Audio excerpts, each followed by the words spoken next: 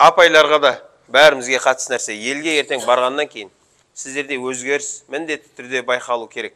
Мына әйелдер, апалар, орамал тағып, осы жерге келіп орамал таққан әйелдер бар арамызда. Елге барғаннан кейін қайтадан баяғыдай қыз жібек болам деп ойламаңыздар. Сіздер мына жерге келіп Құдайдың алдында орамал тағып, тәубе еттім деп жүрсіздер ғой, ә? Бірінші байлық денсаулық, екінші байлық ақжаулық па? Бұл байлық қой, бұл сіздерге байлық. Әурет шаш, әурет болып саналады әйелдер үшін. Әйелдерге, өзге еркектерге әуретін көрсету харам болады. Енді ертең елге барғаннан кейін қайтадан бейт шашымды ашып жүрем деген адам, я Алла, мен сені Меккеде алдадым ғой, мен сені қайтер екен деп. Атак мен мынандаймын негіз деген адам сияқты болады. Мына жерге келіп қалай жүрдіңіз? Сізде осы қажылықтың қабыл болған белгісі, сіз осы жердегідей өзіңізді ары қарай алып кете алсаңыз. Ашуға болмайды мына орамалды. Біріншіден, сіздерге оңай болады бұлай жүру. Неге? Біздің елде мынандай түсінік бар.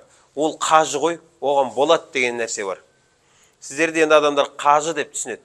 Негізі қажы деп айтпаймыз біз. Өйткені біз қажылықты Алла үшін істейміз ғой, ел үшін емес.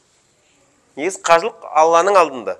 Бірақ енді біздегілер бұяққа барып келдің ба, болды, қажы деп айта береді ғой. Сіздерге енді мына күйде жек кету оңай болады. Өйткені адамдар айтады, ол қажы ғой, енді оған бола береді. Бізде өз осындай түсінік бар ғой. Ол қажы ғой, оған ішкен жерге келуге болмайды.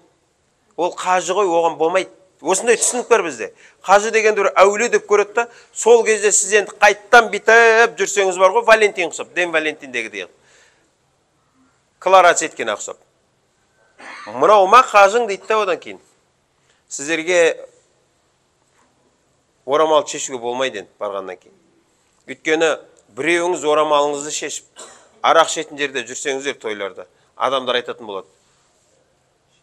Ана молдалар үйтпе, битпе дейді. Мынау жүр ғой, мін нормально, жүр ғой мынау. Қажылыққа барып келген адам, 2 рет барып келген, андасында шет, денсаулық үшін нәрсе қылмайды. Тойларда келіп құдашалармен билейді. Өлсе осы өлер еді ғой. Кім айтты саған құдашалармен билегендер өлмейді?